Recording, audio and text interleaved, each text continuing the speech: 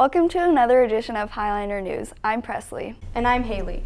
Dreaming big and working hard is Allison Matthias' motto. Alyssa Hatcher checks out her plans as she prepares for her future. West Point, the United States Military Academy, may be a goal for a lot of students, but Allison is taking the necessary steps towards reaching her dream. I talked with my dad about it, and he kind of told me about it, and just the environment and aspects that it represented made me kind of want to go. You have to be very physically fit, so I've been in athletics and they want leadership qualities, so I've done speech and gone to leadership camps, and they have very high academics, so I've taken as many high academic classes as I can to prepare for the classes that I would take there. I want to major in life sciences with minor in engineering and go to medical school afterwards to become an army surgeon. For Highliner News, this is Alyssa Hatcher. Carson Main and Mara Thompson cook up a story about what it takes to serve meals to the whole school. To begin with, we start by planning what we want to serve, and we want to give you options, so we try to offer 2 or 3 items every day. If it's a really popular item, we know that we don't need that third option. But we also need to follow all of our regulations when we're planning our meals, that each entree that we give you has the equivalence of 2 ounces of meat and 2 ounces of grain in that entree. 3 of us come at 6:30, and Christy comes at 6:45. And then our dishwasher, Cindy, comes, if she's prepping fresh fruit and veggie trays, she comes maybe about 10 o'clock, but she starts her dishes about 11:15. First of all, when we come in the morning, we've got to get everything taken out again, because in the afternoon when we leave, everything is put away. And then we start with breakfast prep. Part of my staff just starts immediately prepping lunch, and lots of days I start my day with a little paperwork right away in the morning. This is Mara Thompson reporting for Highliner News. When we think of crocheting, we think of our moms, aunts, or grandmas. Haley Dalglish talks to one VCHS student about her passion for this hobby. I think maybe the first time I ever crocheted was in 1st or 2nd grade.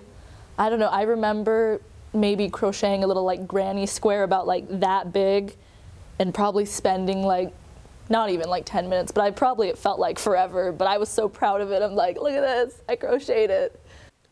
Elizabeth talks about when and where she crochets. I usually only crochet when I have a project in mind, so it comes in kind of bursts. I'll find something cool and I'm like, I should make that. And so then I'll just crochet in any free time I have, because you can just do it when you're watching TV, or if you're in the car or anything. It's just something kind of to fiddle with your hands. But what makes crocheting appeal to her? I'd just say that there's something really cool about making your own articles of clothing and stuff. There's just kind of a sense of pride and ownership you don't get. If you just went and paid $8 for a hat or something, I don't know how much hats cost, but but if you make a hat, if you spend half an hour to a couple hours, however long it takes, and you make it the colors you want and the stitch you want, and it's pretty, and you can make a little pom-pom for the top, it's just kind of a sense of I made this, and it's a little bit cooler, I'd think, than just buying something. For Highliner News, this is Haley Dalglish. The egg class is a new addition to our school this year, and it comes with many exciting opportunities. Reporter Taryn Dieterle brings you the story. Egg class is a class that's all about agriculture, and there's 3 different parts to egg class. There's the classroom instruction side of things, there's FFA, and then SAEs, which is workplace learning. People who have an interest in agriculture should join egg class, or who just don't know anything about agriculture and want to be more well-rounded, because we live in an agricultural state. The egg class is held at the Votech Center, which allows the students more time and resources to complete projects. It's more hands-on learning. We do a lot of different labs and activities since we are in a block schedule up here. We usually do 2 to 3 activities a day. We are going to be doing agri-science projects. We're doing woodworking right now. We're hoping to build a greenhouse and do a lot of greenhouse projects. Agriculture is a big part of North Dakota, and the addition of this class is important to many students, including Josh Fackel. Because I think that Valley City and North Dakota is the #1 egg-based state, and I think all the kids should be aware of our egg culture industry, and I think North Dakota will have lots of jobs for the egg field, and I think lots of kids need to be involved in that. With the egg class being 2 hours long instead of the usual 1 hour, it gives these students new opportunities that they don't have at the high school. More hands-on. You get to do things up here that you don't get to do down in the high school, and you have more freedom up here. They treat you more as an adult, because this is kind of like what the work field and workforce will be like. Reporting for Highlander News, this is Taryn Dieterle.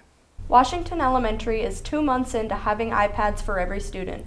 Reporter Kelsey Krewald checks in on their progress. Really, the Bridge Technology Plan started with the idea of growing something big in Valley City Public Schools and changing the way we do business as course delivery, as the way we interact with students, as the way students interact with each other and ourselves. So all the buzzwords of collaboration and real world experiences and passion learning and all those things can be implemented with a device in their hands.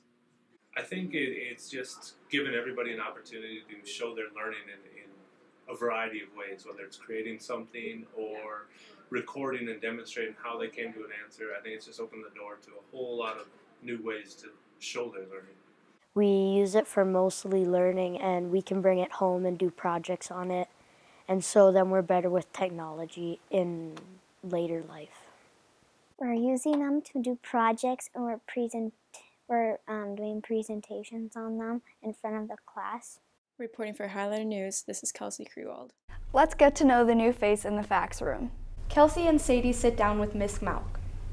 I went to Valley City State University. I majored in business education, and I also got minors in marketing and coaching. Right now I have one section of 7th grade fax, 2 sections of 8th grade fax, and then my high school classes I offer are child development and nutrition and foods 1, and then in the spring I'll have a fashion and textiles class. We asked Ms. Malk why she picked fax education. Kind of a complicated question. I feel like fax education chose me in a way. Like I said before, I went to school for business education. I actually taught technology education the last 2 years in West Fargo, and now I'm teaching fax education. My favorite is probably nutrition and foods, just because I feel like it's one skill that students can take on with them for the rest of their lives. One thing I do love about fax is they are all life skills that students can use after they graduate high school and so on. This is Kelsey Krewald reporting for Highlander News. We now take you from first-year fax teacher to a last-year Phi-Ed teacher. After 40 years of teaching at VCHS, Ms. Courtney is retiring at the end of the school year. London Dietrich catches up with her to discuss her plans and thoughts. Ms. Courtney started working at VCHS in 1979. She has a love for teaching students and will miss seeing their faces every day. I teach physical education, 7th, 8th, 9th, and 10th grade, and adapted PE at Valley City Junior Senior High. This year it is my 40th year. My favorite thing about teaching is just the students themselves. They keep me young, make me laugh, and I will miss that camaraderie because I really do it does keep you young. I mean, I don't have a desk job. I like that best, so I'm up and about most every day. So I will miss all that, but there'll just be an adjustment, a new chapter in my life. It will be okay. Especially I'm looking forward not to have to wake up to a 6:45 alarm every morning. But no big plans. I have 2 beautiful granddaughters that I would like to spend more time with, and now I'll have that opportunity. Although Ms. Courtney played lots of sports in college, her favorite one to teach is not one of them. I really like badminton. Nobody's really a lot better than anybody else because we don't have a team, badminton team, so it kind of puts a equal playing ground for a lot, so that's kind of fun to see. As her last year as a PE teacher, Ms. Courtney has good advice for students and staff. Be yourself and be honest with your students, because I think they like to see you laugh. I think they like to see you on common ground sometimes, but a certain level to understand that, you know, there are rules to follow as well. But I like to have fun with my students and joke, and even if they don't get it, that's okay. For Highlander News, this is London Dietrich. Every month, top students are selected for the 7th and 8th grade based on certain criteria such as working to potential, respect for peers and staff, along with being honest and trustworthy. The October students of the month are 7th graders Kendra, Zachary, and 8th graders Autumn and Caleb. Here are the October students of the month and their reactions after winning. There's a lot of good students in our grade, and I didn't expect to be chosen. Zachary plays football, basketball, baseball, and the trumpet. His hobbies are reading and hanging out with friends. I figured it would never happen to me. Kendra's hobbies are drawing, doing arts and crafts, and babysitting. Yes, because there's a lot of people in my grade. Caleb likes to play basketball and football. He likes to go fishing and tubing at the lake as well. I struggle with school a little bit, so it was just different. Autumn is involved in volleyball, basketball, and softball. She also enjoys sewing and coloring. For Highliner News, this is Jane Dieterle reporting. This year we plan on taking a look at some of the local businesses. This edition's review takes us to a local coffee and candy shop. Here in the Vault, we sat down with Lorraine Curtis to talk with her about what the Vault can offer for teens in Valley City. There's baked goods during the lunch hour. There's food, pizzas, sandwiches. Any time of day there's baked goods, snacks, coffee, all kinds of coffee, brewed or the flavored Keurigs, from the sweetened to just the fun, bold, double espressos. There's a cupboard with games. There are books that date from the early 1900s all the way to brand new. Every other Thursday night there's music. She told us why she opened the Candy Emporium and what candy you can find inside. I used to be able to go into Valley Drug, Foss Drug, the drugstores, and find the old-fashioned bulk apothecary type candies. When the drugstores started to downsize, they cut that out right away. That space came open, and it was like, you know what? Valley City really needs a candy shop. The bulk candy, nostalgic candy, the fun new stuff that the kids like Fun Dip and Pop Rocks. And this is Riley Seahawk reporting for Highliner News. Thank you for joining us from Valley City High School for another edition of Highliner News. I'm Presley. And I'm Haley.